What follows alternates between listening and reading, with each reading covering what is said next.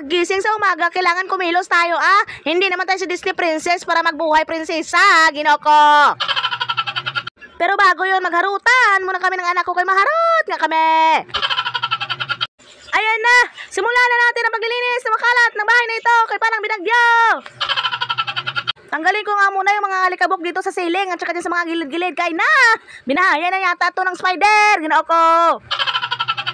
At dahil 6-footer nga ang mare nyo, hindi ko nga mabot kaya pumatong lang ako.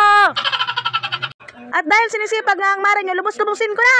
Magbabacuum nga ako ng aming sofa na pinaka-aesthetic. Napaka-small but terrible nga ng vacuum na yan. Kasi kahit maliit yan, nakakahigop yan ng chismes. Ay, charot lang. Dami nakuha, oh. Wow. Yun pa lang ha, yung hilera pa lang ng sofa na yun ha. Yan, opo. Magbabacuum din pala ako ng kama namin kasi nga ginulungan namin yan ni partner. Uy, wag ganun ba dyan? Tanggalin natin yung bakas ng kahapon.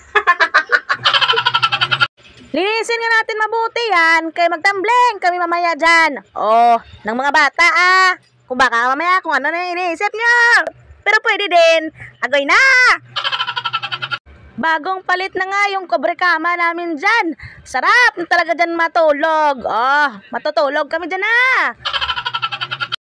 Oh, diba? Small but terrible ang vacuum namin. Oh, diba?